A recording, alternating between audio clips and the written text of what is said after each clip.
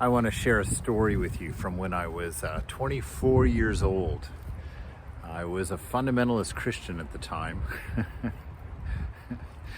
And it was winter in San Francisco, probably, I think it was sometime in the first week of January. And I was walking down 18th Street in San Francisco. In front of me was an outrageous sight. There was this woman, I thought initially, to give you a clue, with big white, blonde or real super blonde, like bleach blonde, fuzzy, curly hair, matted down with a little tiny nurse hat that sort of looked like a box of French fries, sitting on her head.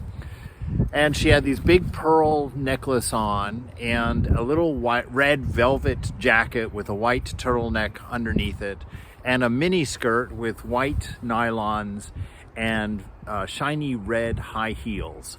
Okay? I was naive enough to think that it was a woman until I went up to the corner to wait to cross the street, actually, and she was standing next to me.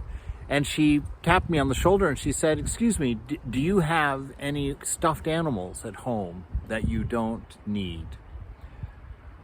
And I was like, "Well, no, not really. Why? What are you doing?"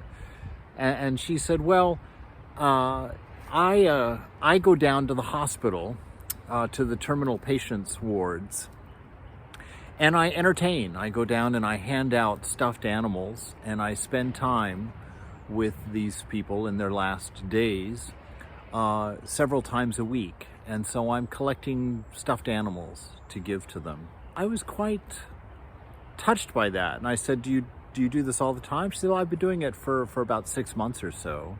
I said, Could I help out sometime? Could I come along? I don't have any animals, but I could go, buy a few new ones." And she just lit up, was like, "Absolutely, that would be fantastic. That would be great." And it was kind of a stretch for me in those days.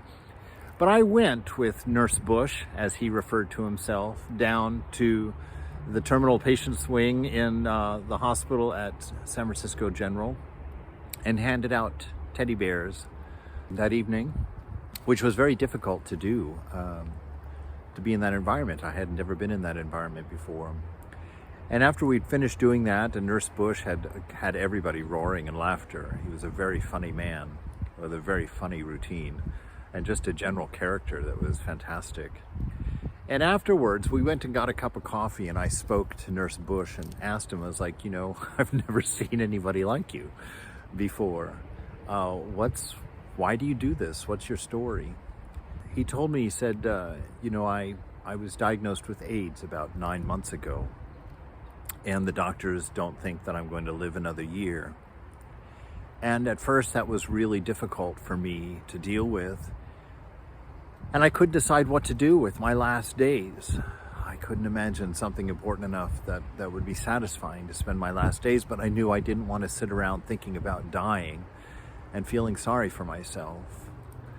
So I decided that I would create this persona, Nurse Bush, and that I would collect toys and things and go and spend time with other people who were dying and forget my own illness and to serve a little bit, to brighten up their day, a little bit. And so I've been doing this for a while, and I'm just going to do this until my time is up. I didn't ever really get to know Nurse Bush that well because she did pass away not very long after that. But here it is, some 30 years later, and I'm telling her story because I was touched by the efforts of a drag queen to love others, to put aside her own troubles, to put aside her own selfish needs, to reach out using the talents and life that she had lived to encourage and to care. And she is somebody that a lot of people would judge, that a lot of people would flip their nose up to.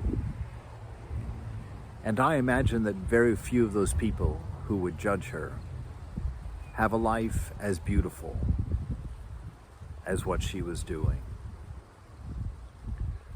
So when you see others doing anything in this world for good, living their life in any flavor, in any style, or any way that they're investigating, be careful of what you think about them. They could be a very special manifestation of the Divine Mother, caring in a very special way for people who might desperately need it. Thank you, Nurse Bush.